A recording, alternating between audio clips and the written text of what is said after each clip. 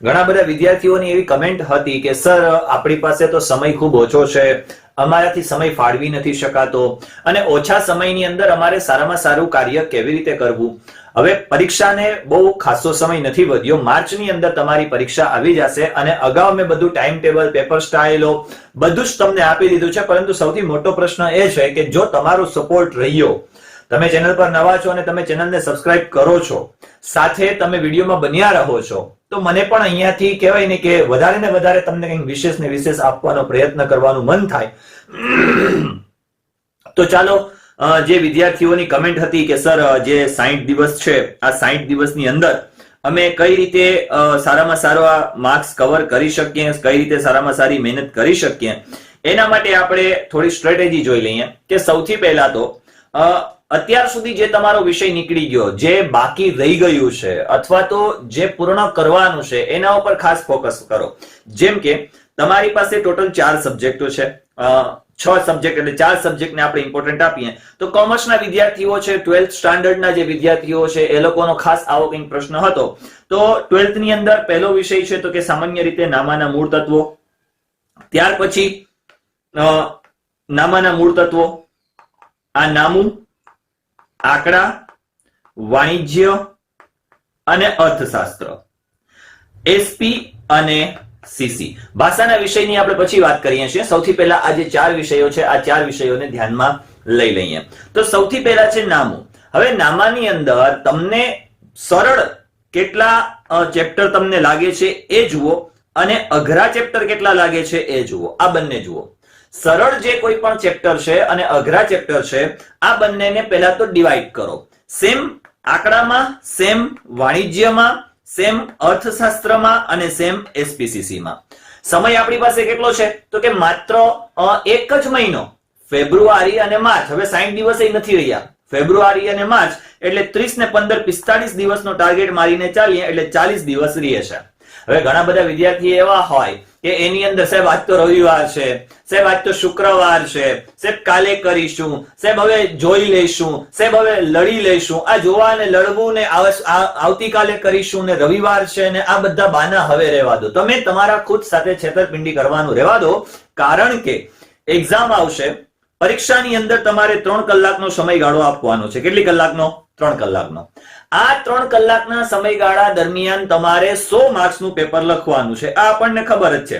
આપણને ખબર જ છે કે ભાઈ સુનામી આવી રહી છે તો સામાન્ય રીતે કાં તો ત્યાંથી ખસી જવું અથવા તો પૂર આવે એના પહેલા આપણે પાળ બાંધી લેવો. બાકી પૂર આવે ને તો આપણે સાથે તણાઈ જઈએ. અહીંયા કઈ રીતે તણાશું ખાસ ધ્યાન રાખજો કે 100 માર્ક્સનું તમારું પેપર છે.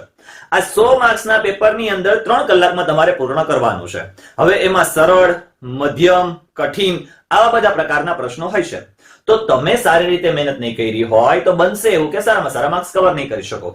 અને જ્યારે મિત્રો રિઝલ્ટ આવશે ને, આ તમારી 1 વર્ષની જે મહેનત છે ને એ અહીંયા ખબર પડશે. પછી અફસોસ કરવાથી કોઈ મતલબ નથી. પછીના સમયગાળા દરમિયાન અફસોસ કરવો અને પછી એમ કેવું પડે કે હા ભણી લીધું હોત, કદાચ ધ્યાન આપી દીધું હોત, ઇન્સ્ટાની રીલ્સ ની અંદર પડ્યા ન રહ્યા હોત. અને રીલ્સ તમને ભાઈ ઇન્સ્ટાગ્રામની રીલ્સ છે, અત્યારે મોબાઈલ યુગની અંદર આ બધું પડ્યું છે ને, એનું તો કહું છું કે બધાથી બહાર આવી જાઓ.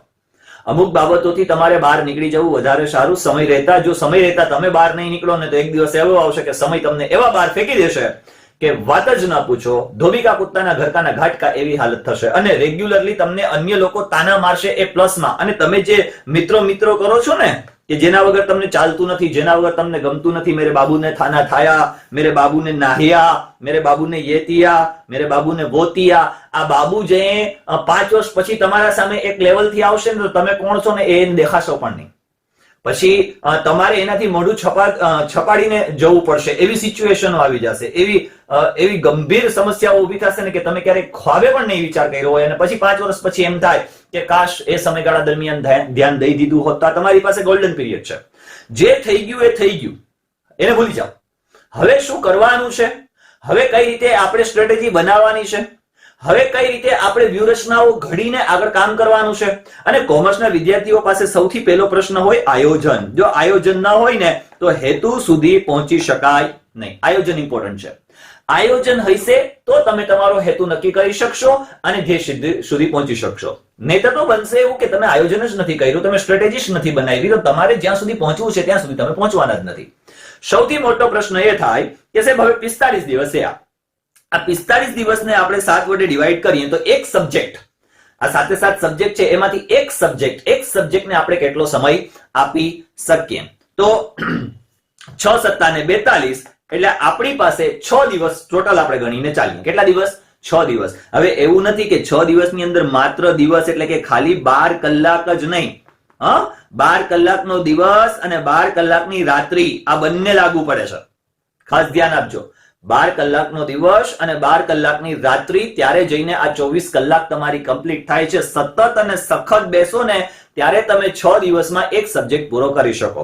હવે ખાલી જેને પાસ થવું છે, જે હોશિયાર છે એને વધારેમાં વધારે ટકાવારી લાવી છે, અને ખાલી જેને પાસ થવું છે, માર્કેટની અંદર અપેક્ષિત આવી ગઈ છે. અપેક્ષિતમાંથી એમ કહેવાય છે કે 80%, અપેક્ષિતમાંથી કેટલા પરસેન્ટ? 80% પૂછાય છે. 80% માંથી જે 20% છે એ તમારે તમારી જાતે કવર કરવાના રહે. પરંતુ અહીંયા તમને મેન્યુપ્લેટ કરી દેવામાં આવે છે. ખાસ ધ્યાન રાખજો કઈ રીતે, કારણ કે જે અંગ્રેજી વિષય છે, ચલો આ વિષયની આપણે પછી વાત કરીએ. સૌથી પહેલા આપણે વાત કરીએ તો કે નામું. હવે નામાની અંદર તમે વિકલ્પો છે, 1 માર્ક્સના પ્રશ્નો છે એટલે કે હેતુલક્ષી પ્રશ્નો છે, 2 માર્ક્સના છે, 4 માર્ક્સના છે, 8 માર્ક્સના છે, 11 માર્ક્સના છે, આ રીતે જે પ્રશ્નો છે. હવે એની અંદરથી મોટા દાખલા, તો કે મોટા દાખલા જે કંઈ પણ છે એ મોટા દાખલાને પહેલા અલગ તારવો. એવી રીતે તમે એ દાખલાને સળંગ એક નોટ બનાવો કે જેની અંદર બધી જ વિગતો, બધી જ એન્ટ્રીઓ, બધી જ હવાલાઓ આવી જાય. જેમ કે પ્રવેશ અને નિવૃત્તિ આ બંને એકબીજાના સમરૂપ છે. પ્રવેશ અને નિવૃત્તિ બંનેની અંદર એકમાં ભાગીદાર પ્રવેશ થાય અને એકમાં ભાગીદાર નિવૃત્ત થાય. હવે પ્રવેશ થાય ત્યારે શું થાય અને નિવૃત્ત થાય ત્યારે શું થાય, આની એક સ્ટ્રેટેજી બનાવી લેવાની, આને એક સ્ટેપ બાય સ્ટેપ એક લખી લેવાનું. હવે જે સરળ છે એ સરળને પહેલા સાઈડમાં તારવી નાખો, કેમ કે તમને આવડે છે, તમે જોશો એટલે તમને ખ્યાલ આવી જશે. પરંતુ જે કઠિન છે, અઘરું છે, એને પહેલા ધ્યાનમાં લો. અઘરાને ધ્યાનમાં લો, પછી આખા દિવસનું તમને મેનેજમેન્ટ આપી દઉં, ટાઈમ ટેબલ આપી દઉં. હવે ટાઈમ ટેબલ પ્રમાણે તો આપણે ક્યારેય ચાલ્યા છીએ જ નહીં. શું ટાઈમ બનાવ્યો હોય ને શું ટાઈમે ક્યાં આટાફેરા થતા હોય, ક્યાં એમાં પણ અધૂરામાં પૂરા કોઈ ફ્રેન્ડનો ફોન આવી જાય કે ચલ આવું છે બહાર, તો કે ચલો, એની અંદર 2-4 કલાક આપણે નીકાળી નાખીએ ને કઈ ફાયદો થાય નહીં. હજુ સમય છે, એટલા વર્ષો નીકળી ગયા, કઈ ઉખેડી નથી લીધું, ને આવનારા સમયની અંદર જો આમ નામ રહીએ જ ને તો હજુ સુધી આપણે કઈ ઉખેડી લેવાના નથી. એટલે ખાસ ધ્યાન રાખજો. અહીંયા જો આપણે સમજી લઈએ બરોબર રીતે,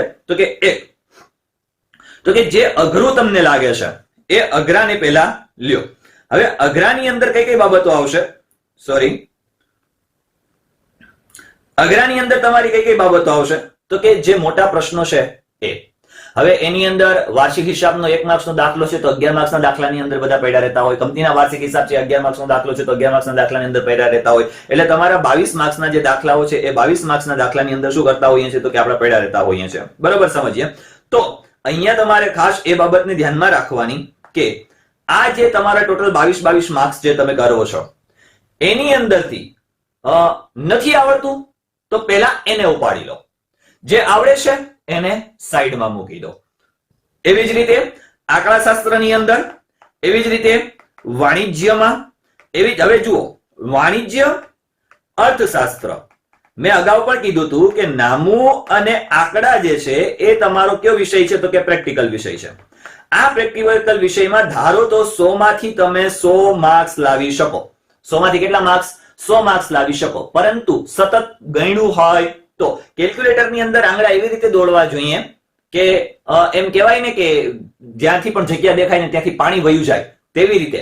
ખબર જ ન પડવી જોઈએ આંકડાને કે હું કઈ કઈ ઓલા ઉપર લાગુ છું. આંકડા ત્યાં ચાલતા હોય કેલ્સી ઉપર અને અહીંયા તમારો હિસાબ થતો હોય. આ રીતે તમારા આંકડા દોડવા જોઈએ, પરંતુ સખત મહેનત કરી હોય તો.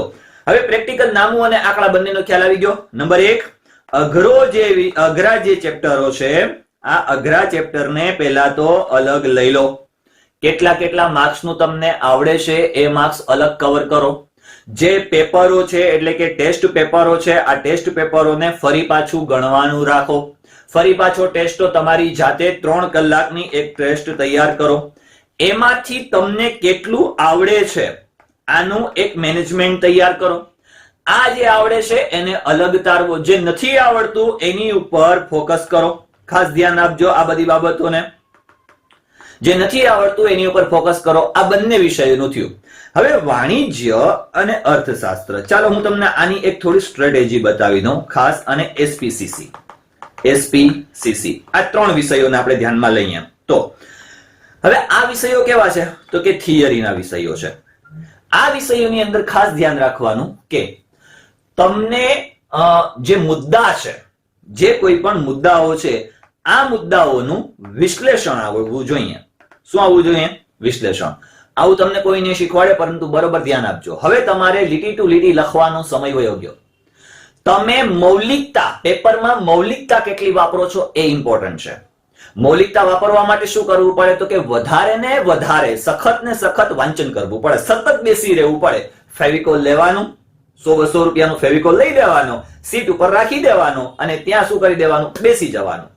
ફેવિકોલ જ્યાં સુધી ઉખડે નહીં ત્યાં સુધી આપણે ઉખડવાનું નહીં. ઘણા બધા એવું કરતા નહીં હો, નહીં તો ચોટી જાઓ કારણ વગરના. પરંતુ કહેવાનો મતલબ એવું છે કે 4-4, 5-5 કલાક સતત બેસી રહેવાની ત્રેવડ હોવી જોઈએ. હવે આ જે થિયરી છે, મુદ્દા છે, એનું વિશ્લેષણ છે. આ વિશ્લેષણ તમારે આવડવું જોઈએ.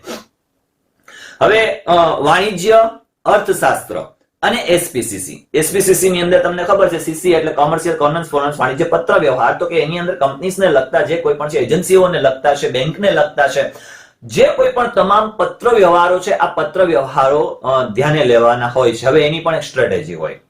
તમને ખબર હોય તો શરૂઆતની અંદર જ્યારે પેજ તમે ઓપન કરો ને, તમારું વાણિજ્યનું બુકનું તમે પેજ ઓપન કરો એટલે આખું જે રૂપરેખા છે એ તમને આપેલી હશે.